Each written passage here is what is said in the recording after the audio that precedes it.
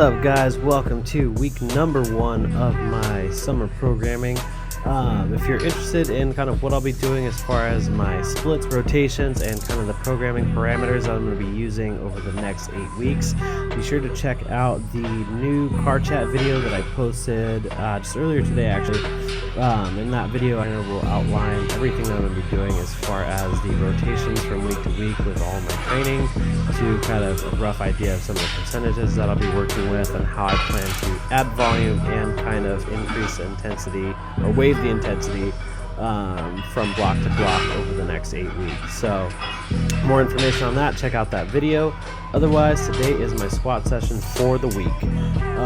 I actually got in a car accident over the weekend and did not sleep all the greatest.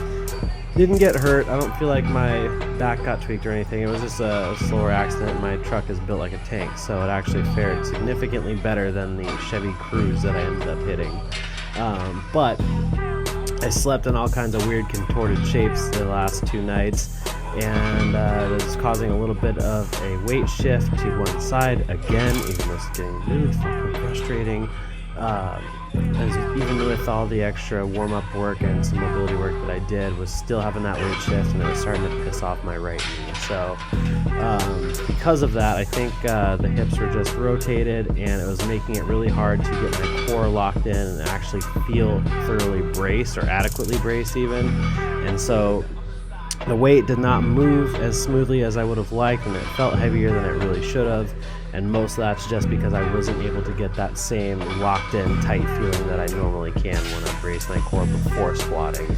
I had on either the 4th or 5th set what felt like probably the best set out of all 6 sets of 4 that I ended up working. I think this might be that. And all these honestly look way better than they felt, so I'm going to be a little bit more overly critical of them than pretty much anybody watching this video, just because you don't see a lot of the small deviations that I could definitely feel, especially in comparison to how good my squatting or how well my squatting has been going over the last couple months. So either way, still hit all 6 sets of 4 at 355. It's roughly 70% of what I'm considering a training max of about 500 without wraps. I'm training off of my 600-pound squat with wraps, and you'll see the rotational percentages with those from week to week. These lighter weeks are going to be kind of almost like control and technique weeks. Without wraps, I'll be staying at either 70 or 75%, and I'm going to save my 80 and 85% work for in wraps. And we'll see how that ended up progressing at the end of the 8 weeks, but similar to what I've been doing. After I finished my main sets of squatting, I was scheduled to hit some sets of 5 at the front squats. Because of the core bracing issue, these felt even worse than the back squats did, and I just felt like my whole upper body and lower body were 2 distinct separate pieces. And so I just hit all 3 sets at 235, just to also be extra precautious with the knees. So did that, and then I followed with leg press. I was only scheduled for 4 sets of about 10. I ended up doing, I think, 6 total sets. I did 2 feeler sets around 450, went up to 540, and then 630 for, I believe, 3 or 4 sets of 10, just to put a little bit of extra work in and still actually hit my quads.